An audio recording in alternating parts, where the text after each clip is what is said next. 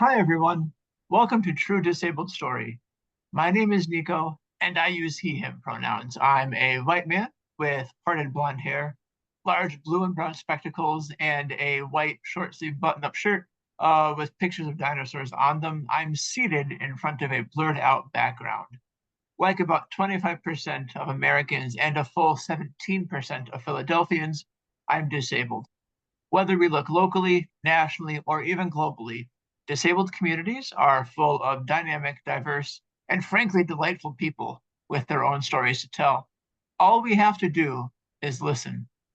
As many of you know, I was born disabled. I've never known differently, and I probably always will be disabled. So when I meet other disabled people in my professional life, my civic endeavors, or whatever, I'm always eager to hear their perspective and to listen to their story, if you will.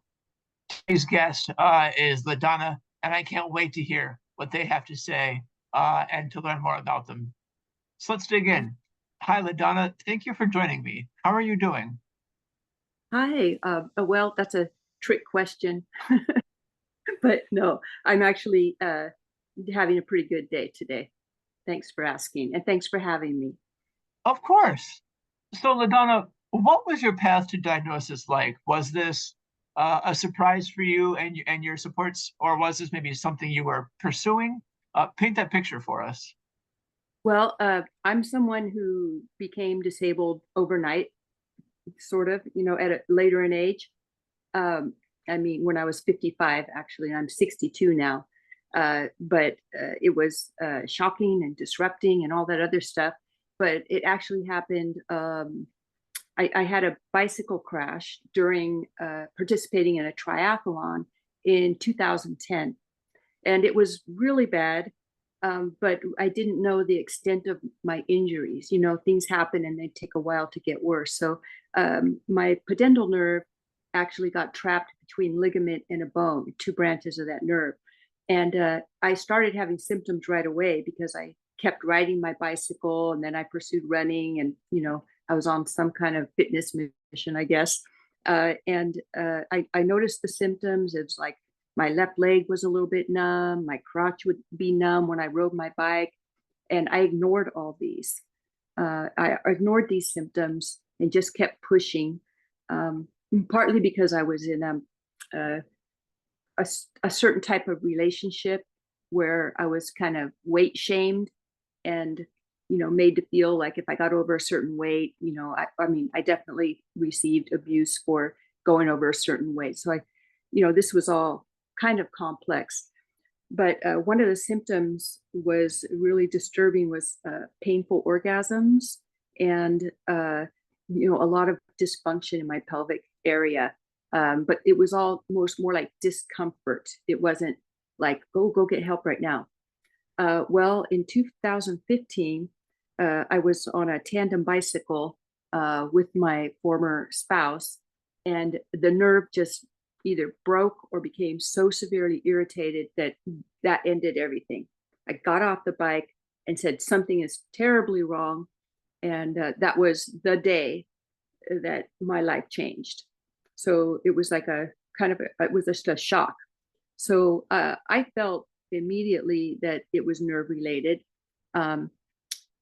However, I did go to just the gynecologist, and he said, well, you're a female, you're older, you have a uterus, that's probably your problem. And I said, well, I read the bicycling magazine, and there is something called pudendal neuralgia that's related to bicycling. What do you think of that? He said, that's so rare that it's not even worth testing you for that.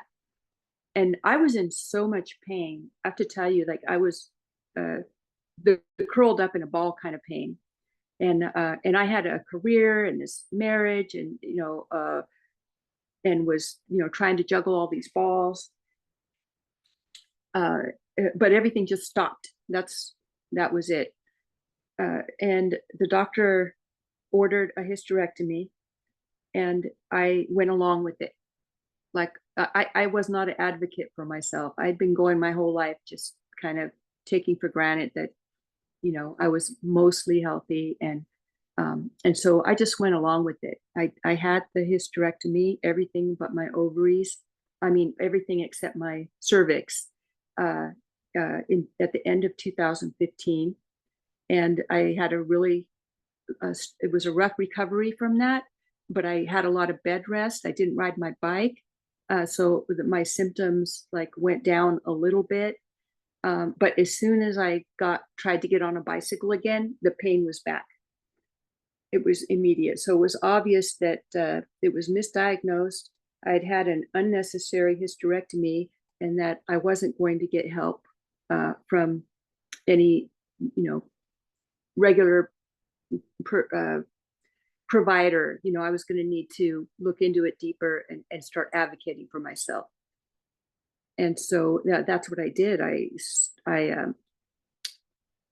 learned more about pudendal neuralgia and sort of figured out that my symptoms matched what it said in all these other articles, and that even the growth of my symptoms over time pointed to this. I have a lot of past risk factors that would have made me more susceptible to having this injury. In doing all my research, I found out that one of the best doctors for pudendal neuralgia was located in Phoenix, Arizona, Dr. Michael Hibner. He treats pudendal neuralgia, and I was also having PGAD and the painful orgasms and things like that, all related to pudendal neuralgia, I found out later. I made an appointment for consultation with Dr. Hibner and was formally diagnosed by him in 2017, November 1st. So I had a period of time between 2015 and 2017 with nobody understanding what my pain was. Everybody thought I had, a UTI, or I had, herpes, or I had what they call shingles, but I had no lesions or anything. So I actually did full treatments for all of those, even though they were only guessing. So I took a lot of pills that were unnecessary. I was struggling with pain because, of course, those are the hardest pills to get or the hardest things to treat.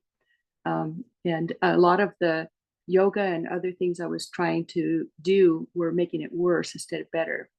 I tried untraditional things like LED lights, floating, everything I could think of. The pain was so bad, I could not think of anything else to do with my life except try to get through this pain. So I did get my formal diagnosis, and Dr. Hibner laid out a treatment plan. He said, try this for 1 year. Here's what we're going to do.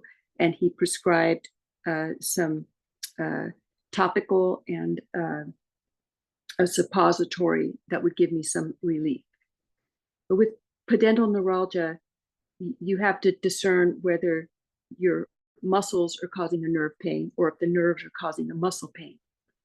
And I knew for sure the nerves were causing the muscle pain, but over the 2 years, the muscle pain being the secondary issue was so bad, I actually had an MRN showed tendinitis in some of my pelvic muscles, even though it didn't show a tumor or anything else that was really, just out there, shining as my diagnosis. So he knew immediately that I did have pudendal neuralgia, and he was hoping that the relaxing the pelvic muscles would help alleviate some of it. So I started pelvic PT, the suppositories, and then I started his plan in February. I flew to Phoenix, and I had Botox injections, intravaginal, for the muscles, and I had transgluteal pudendal nerve blocks on both sides. So at that point, both sides were flared up. It started on one side, then both sides were hurting. And after my very first treatment, the nerve pain on my left side went away completely. And so, that was a sign to Dr. Hibner that the muscle pain, the referred muscle pain from the right side nerve and muscle was actually causing pain with my left side pudendal nerve. So I was great to have like one side relieved, but the right side was getting worse. So throughout 2018, I had 5 of the blocks, which are supposed to last 6 weeks apiece, and I had 2 of the Botox treatments. Both were really helpful, and both were positive in solidifying my diagnosis. But they weren't fixing anything. Like I was still in the minute a nerve block would wear off, or even during while I was having the nerve block and it was affecting me, I still like I couldn't sit. Like I still can't sit in a chair. Like this is my biggest disability. It's a sitting disability. Sitting has major consequences for me, so I have to decide, if I sit even with a special cushion for, X amount of time, I have to spend X amount of days to recover, from the pain and everything. So it was really interfering with my life. Now, going back to when I immediately became disabled, my spouse was less than helpful. I needed to retire from my career early. So because I absolutely couldn't work. So I retired at the beginning of 2016. I couldn't have sex without pain. And both of those things combined, it was like my husband said, I'm out. That was it. Like he was not willing to, he wanted to live a life, and I was not going to be fitness minded, and I was not going to be able to contribute financially to our partnership. And so he pretty much abandoned me. So luckily I have 3 grown children because I was a teen mom, and they were my biggest support through everything. But yeah, he was out of the picture, but I kept his health insurance. I said, well, go ahead and do your thing, but I got to have your health insurance. So that helped, of course. So I was pushing through, and towards the end of 2018, it was obvious that, that this wasn't going to be the end all cure for me. And I was expecting to just be pain free is all I was hoping for. I went to several other specialists for consultations for an pulsed radio frequency ablation of the nerve. I talked to Dr. Hibner about possible surgery, and I had read a whole bunch of medical journals and had learned that there was a certain type of neuromodulator that had success with pudendal neuralgia patients. This was out of St. Jude, like back east, and I'm over here in Oregon. And so I looked up a doctor that did the DRG implants, and he was near Portland, Dr. Heroes. And I sent him a stack of my medical records and overnighted it to his office, and he agreed to see me. And when I got there, I was using a rollator, like a walker, because I couldn't walk on any uneven surface without having horrible spasms in my pelvic area. And when I got into the office, in his office, I laid on the floor and waited for him to come in. Like I either had to stand up or lay down. He came in and started talking to me.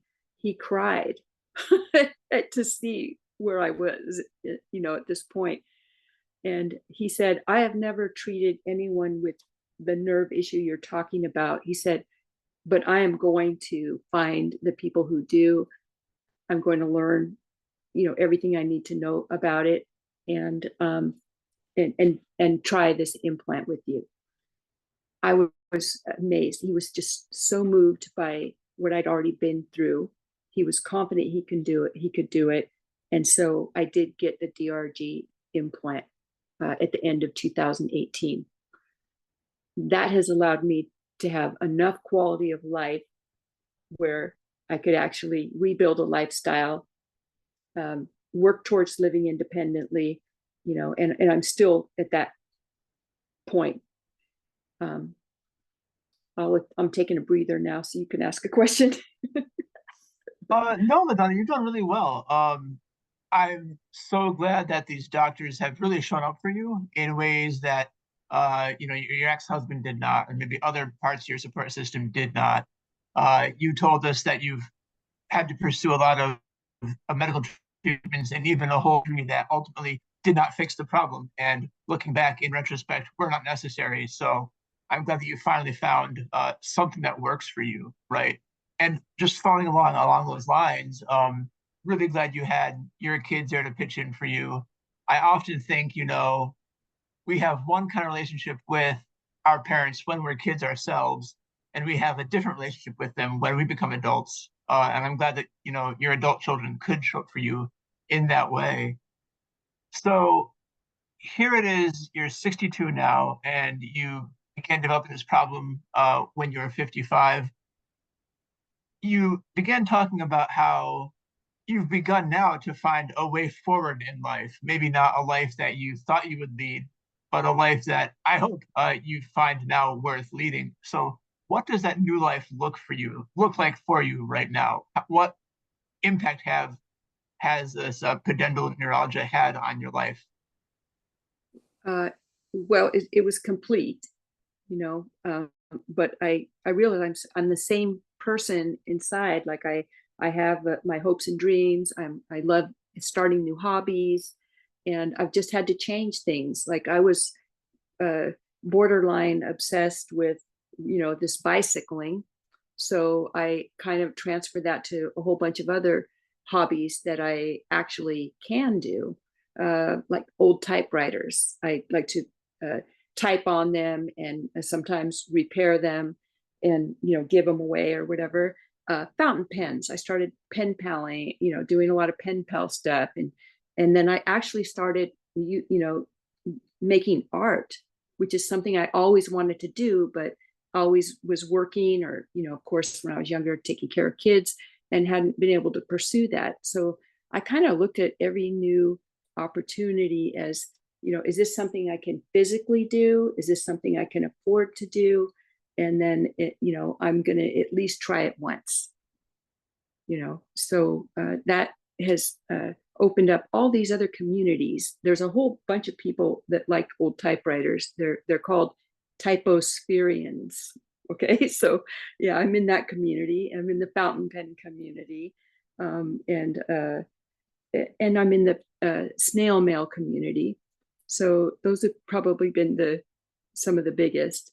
I've also done a little bit of creative writing, and I have two cats now, and I never had a pet before, so the cats just turned 3, Whipple and Rushi, and they've been like constant companions.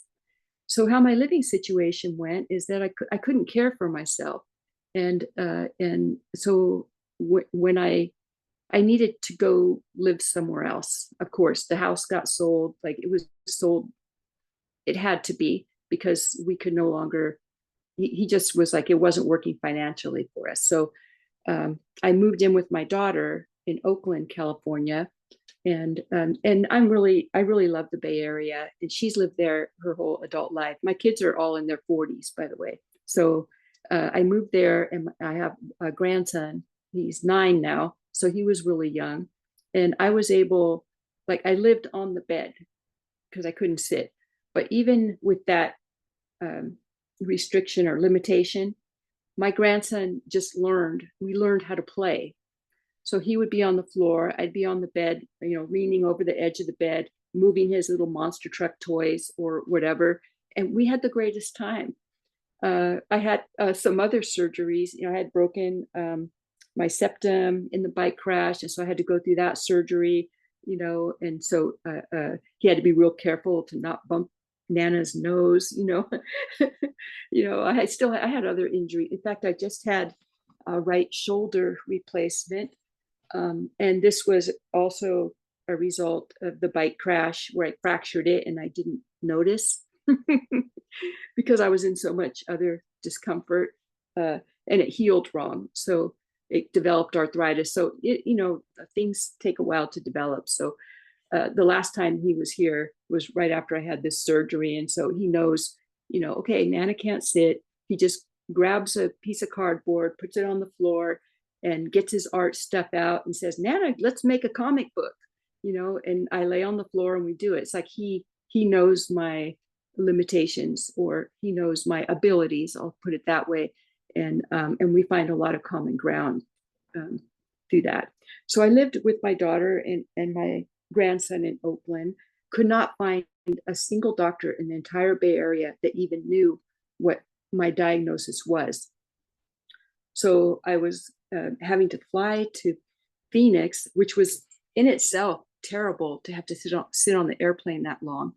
And then my mom and my stepdad live in Eugene, and eventually I moved up here and just moved into a bedroom at her house. I lived in that bedroom for 3 years, pursuing, relief from pain and learning how to live again and getting cared for by my mother. I mean, you could ask for much more than that. But when I finally felt well enough to live independently, which was about 3 years ago, I had been responsible enough with what funds I had, and I had gotten my SSDI approved. I had retired, so I had a little bit of income coming in. I had a credit score, so my whole family came together and helped me buy a condo near downtown Eugene. So I've lived here independently physically, but I've had a lot of, financial help and such from my family to be able to, pursue as much happiness as I can. That's where I'm at right now. I still go to pelvic therapy about 3 times a year, 6-week sessions, slowly getting through different surgeries to replace like a broken lead on my device, on my neuromodulator device 2 times. I've had a battery replacement. And I've also, it's not a static injury. The nerve has continued to deteriorate. So I've actually had to learn how to control. I couldn't pee, I'll put it that way. Like my nerves wouldn't cooperate. I don't have any sensation to urinate.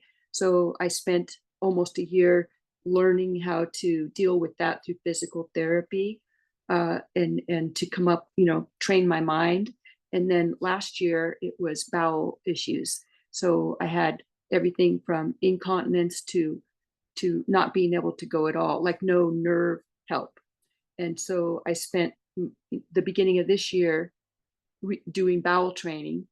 And so I like, that's a big win for me. Like I conquered that. I can, I know how to deal with these issues. So it seems like every time something comes up, my new goal or my new hobby is like, okay, let's, I got to just pull it together and take care of that. So, yeah. Yeah. Thank you so much for sharing all aspects of how your life has changed and how um, you're dealing kind of like with this game of, I guess it's like medical whack-a-mole, isn't it? Because you say just as one problem pops up, you have to whack it down, and then up comes another. But here you are getting through it. That's fantastic. Thank you. Sure. So, LaDonna, if you could go back in time, right, and give yourself one piece of advice about dealing with pudendal neuralgia and all of the surgeries that you have to go through, what would that advice be? Or even if you could advise a younger member of the pudendal neuralgia community, what would that advice look like? Well, looking back, my very first, I'm going to call it a mistake, was ignoring my body after that bike crash, because there were definite signs that something was wrong and I ignored them, even if they were just discomfort or little tingling. I had just had a major bike crash, and I'd hit my head on the pavement. I tumbled down a cliff like 60 feet, and of course things are going to happen internally, right? So after a traumatic event like that, everybody wants to be optimistic, like, oh, I'm okay, brush it off, get back on the bike. That's not always the best thing to do. And I think if I had cared more for myself, except at that time I was trying to, I think I cared more for somebody else, and their needs than my own needs. So I wasn't willing, I didn't want to look at it. I wanted to deny that something was going on because I was just trying to maintain peace. So my advice would be to definitely put yourself first and really listen to your body, especially after a crash or traumatic event, because things can develop later. Um, if you're, and anybody who rides a bike should know about pudendal neuralgia and what the signs are and what to look for, because it can happen to just about anybody. They call it the bicycler syndrome for a reason. Men are, it's mostly referring to men because all the research is there, right? But women get it too, and women can get it from just having children. Like there's so many risk factors, but bicycling is huge in that. I would say, yes, listen to your body. Don't ignore symptoms. Any sudden change, like pain during an orgasm. I mean, who ignores that? I do. So, yeah, that would be a big thing. And then the next big thing is something I think about almost every day. And I believe it's some sort of medical trauma. But I remember sitting in the gynecologist's office and saying, I hear what you're saying about the fibroids. I've had my fibroids for since I was a young woman, and they've never bothered me before. Are you sure that this could be the problem? Because I read in Bicycling magazine that there is something called pudendal neuralgia or bicycler syndrome, and it's nerve related. I have a lot of the symptoms for that. And I actually said that at our very first appointment, and him to say, that's so rare, we should even bother testing for it. I should have got a second opinion. So I would say, if anyone wants to pull your uterus out, get a second opinion. And if there's anything that seems lackluster about your doctor, anything like they're not taking you seriously, the amount of pain I was in was off the charts, and this doctor still put off even the having the hysterectomy because he felt I need a colposcopy first. And then I had to get the results from that. And I was like, just take the damn uterus out if you think that's the problem, because I can't stand this pain anymore. When you're in a lot of pain, get someone who really cares about you to go to the appointments with you and advocate for you, because it's too hard to think. I didn't have that support in my former spouse. So yeah, second opinion is huge, especially if you think you have something that is not, cookie cutter going on. Now, if I had addressed those symptoms early on, I would have just quit riding a bicycle, done the pelvic physical therapy, and I could have been a candidate for decompression surgery. However, waiting 2 years, enough scar tissue built up around the pudendal nerve that there was no way I could have a surgery. That my consultation with Dr. Himner explained it to me, that scar tissue around that nerve is like cement, and the nerve is so tiny that you can't. It's like not likely that it would help, and it would be more likely that it would hurt. And so, but if I had gotten the correct diagnosis, I could have addressed it and be having a much higher quality of life right now. So that's the advice there. That's all good advice, at least in my opinion. Yeah. Thank you so much. I want to use my last question, my fourth and final question, to give a space that you and I, as disabled people, so rarely get, and that is a space to brag about ourselves, right? If you have any recent wins that you want to celebrate, this is the time. If you have something really cool coming up that you want to celebrate, this is the time. I've also talked to other people that want to like grow their social media following or whatever. I don't know how you feel about that, but hey, if you want to connect online, where can people find you on socials? Just in general, LaDonna, this is your chance to be your own cheerleader. So wave your pom poms, step up on that soapbox. Let's hear it. Well, I'll share that wherever I am on social media and Instagram and maybe a few other places, it's all the same handle. It's Skater Cruise, SK8RCRUZ, because I rode skateboards all the way up until my disability. I mean, from when I was 12 years old till when I was in my 50s. So Skater Cruise is my handle. Um, I am she, her, and I identify as the A in LGBTQA um, uh, acronym. I am an aromantic demisexual, and that really comes into play with my treatment and how that went as well, because you know, sex is not necessarily like crucial or important to me. And so when I started having some sexual symptoms, you know, for me, it was just, hey, well, I don't really have to have sex, or I can just endure it. Like sex was never a priority type of thing. And then when I started going to physical therapy, a couple of the therapists I went to automatically assumed that my whole purpose for going there is why I want to be able to have sex again. And so that threw off my treatment a little bit. You know, I was just trying to be able to pee and poop again, and be able to reduce my pain at home, you know. And so, you know, I got robbed of some of my time, you know, by them not listening to me. And when I tell them that no, I'm an on a spec, and so that's not my primary concern. Another thing that did, uh, I'm a demisexual, and so I had found a partner and was married for 12 years. And you know, I don't find people attractive. I have to have an emotional bond first. And so this is my big win. I have been single for 8 years since the divorce. I mean, that was it. Like, never mind being so much in pain. You know, you can't even acknowledge anyone else. But uh, I I didn't have time to form a bond with anybody. So I actually had an opportunity recently. The end of last year, there's an app called Dateability.